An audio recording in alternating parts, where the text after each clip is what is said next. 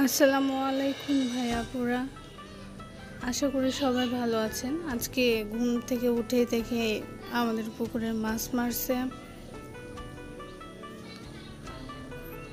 আজকের মাছগুলো অনেক সুন্দর। চিতল, গতবার যখন মাছ ছিল তখন চিতল মাছ একটা পাওয়া গেছে, আর এবার চিতল মাছ 4টা পাওয়া গেছে আমাদের পুকুর থেকে। আর গ্লাস কার্প ছিল, গ্লাস কার্প 4টা রাখছে। তারপর হচ্ছে এই তো অনেক বড় বড় শিং মাছ সহ অনেক ধরনের মাছ।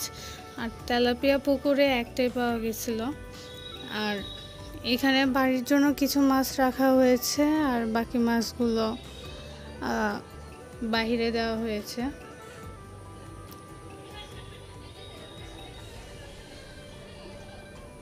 ঘুম থেকে উঠে দেখি জানালার পেছনে মাছের গাড়ি, দেখলাম যে আমাদের পুকুরেরই মাছগুলো সব যাচ্ছে। দেখতে আসলে অনেক ভালো লাগছিল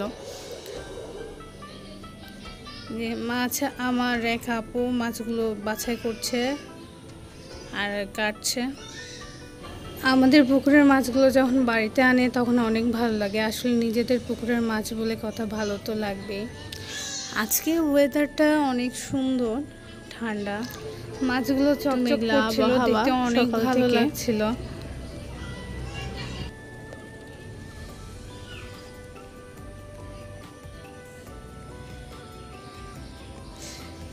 আমার একটা ছোট কাজিন ছিল, ওই হচ্ছে এই চিতল মাছটাকে দেখে বড় ফলই মাছ মনে করছে, কিন্তু এটা আসলে চিতল মাছ। ওকে দেখাইলাম। আর এই যে আমার বাড়ির ঘাস ফুল ফুটছে, ঘাস ফুলগুলো এবার অনেক ফুটছে, আজকে অনেক বেশি, দেখতে অনেক সুন্দর লাগছে। এই যে আমি রাজশাহী থেকে এই বেলি গাছটা এনেছিলাম, বেলি ফুল ফুটছে। মাছ এখানে কাটতেছে, প্রায় অর্ধেক মাছ কেটে ফেলছে। মাছ কাটতে প্রায় 3-4 জন আসছে, 3-4 জন মাছ কাটছে। আমার আম্মু, আপু, আন্টি আর একটা কাজিন, এই 4 জন মোট মাছ কাটতেছে। আর আমার একটু ঘুম ধরছিল, আমি আসলে একটু মাঝখানে ঘুমাইছিলাম। ঘুম থেকে উঠে যে দেখি এদের মাছ কাটা প্রায় শেষের দিকে।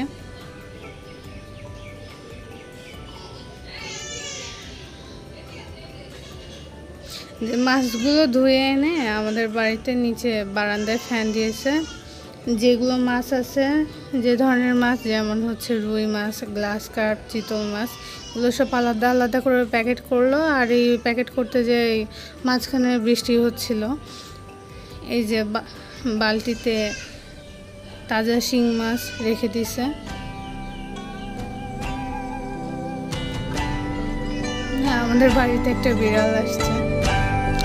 আজকের ভিডিওটা এ পর্যন্ত। সবাই ভালো থাকবেন, সুস্থ